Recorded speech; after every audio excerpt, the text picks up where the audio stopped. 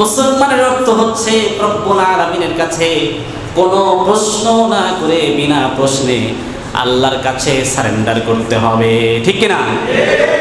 আল্লাহর কাছে সারেন্ডার করতে হবে বিনা বাক্যে, বিনা প্রশ্নে, কোনো প্রশ্ন করা যাবে না। আমাদের পিতাকে বলা হলো কি আসলিম, ইব্রাহিম আপনি সারেন্ডার করেন, আপনি মাথা নত করেন, মাথা নোয়ান। কার সামনে? আল্লাহর সামনে। আল্লাহ যখন বলেন আসলিম, তিনি কি করলেন? আসলামতু লিরাব্বিল আলামিন, সাথে সাথে বিনা বাক্যে বিনা প্রশ্নে আল্লাহর সামনে তিনি সারেন্ডার করলেন, মাথা নোয়ান করেন সুবহানাল্লাহ। আসলামতু লিরাব্বিল আলামিন, বিনা প্রশ্নে। যখন আমাদের পিতা আল্লাহর সামনে মাথা নোয়ালেন বিনা বাক্যে বিনা প্রশ্নে, রব্বুল আলামিন তাকে পুরস্কৃত করলেন মিল্লাতা আবিকুম ইব্রাহিম হুয়া সাম্মাকুমুল মুসলিমিন। সুবহানাল্লাহ। গোটা মুসলিম মিল্লাতের পিতা হিসাবে আল্লাহ পাক তাকে ঘোষণা করলেন সুবহানাল্লাহ।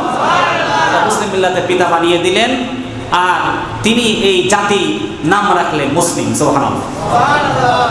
এই গোটা মুসলিম মিল্লাতের নাম রেখেছেন আমাদের পিতা, এই গোটা মুসলিম মিল্লাতের পিতা ইব্রাহিম আলাইহিস সালাম।